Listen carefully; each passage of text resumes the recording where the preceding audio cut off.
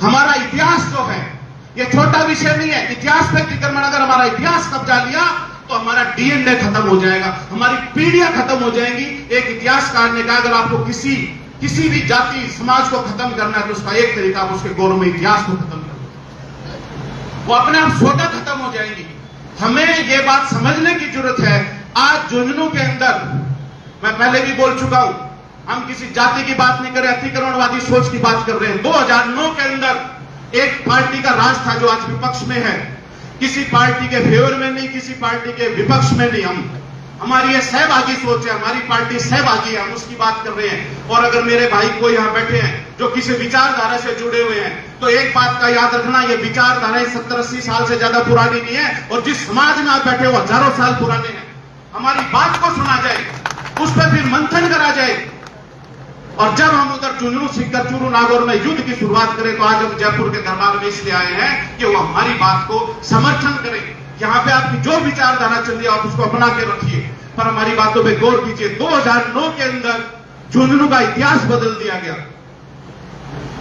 एक झुंझा जाट का काल्पनिक चरित्र का गठित करा गया, और उसको यह कहा गया कि झुंझुनू का संस्थापक है।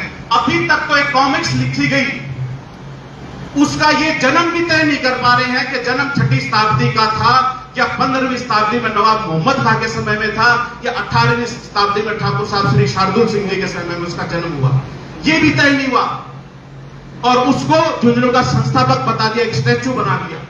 हम लोग चुप रहे, हम ये चुप रहे, हम सोचते रहे कि अतिक्रमणवादी सोच के लोग शर्माएंगे जब लोग इन पे हंसेंगे, पर उन्होंने इसको हमारी कमी मान ली। अब 25 अप्रैल को 2025 में जो वर्तमान सरकार है उसने वहां पर झुंझा जाट झुंझार सिंह नेहरा बोल के एक सर्कल, जो मेन झुंझुनू का सर्कल उसके नाम करके, एक कॉमिक्स कैरेक्टर के नाम।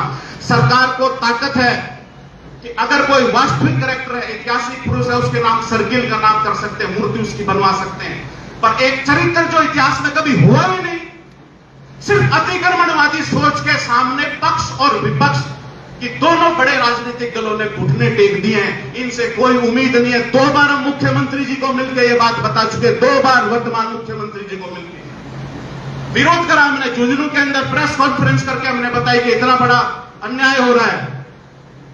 कमिश्नरेट से मिले, कलेक्टर से मिले, अखबारों में छपा के झुंझा जाट एक काल्पनिक चरित्र। इतना सब होने के बावजूद मैं आप सरदारों को समाज की बैठक में बताना चाहता हूं, जो आज वर्तमान विधायक है अतिक्रमणवादी सोच का, उसने जाके हमारी वार्निंग के बावजूद 9 मई को, जिस दिन वीर शिरोमणि महाराणा प्रताप का जन्मदिन, उस दिन जाके उस कलेक्टर के सर्कल पर उसका उद्घाटन करा। अब सरकार से आपको कोई उम्मीद नहीं। झुंझुनू की जनता यह तय कर चुकी है कि हम ये अन्याय बर्दाश्त नहीं करेंगे, इसके खिलाफ हम हाईकोर्ट में आएंगे।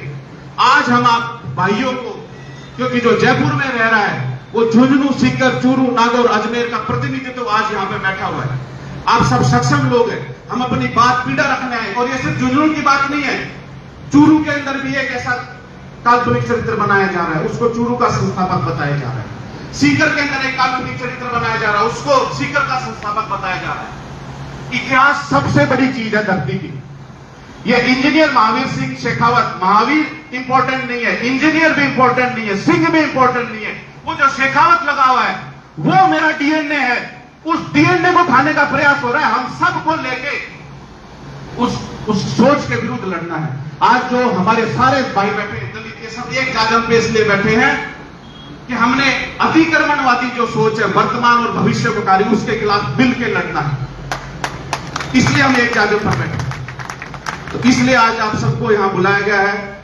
आपको मैंने बताया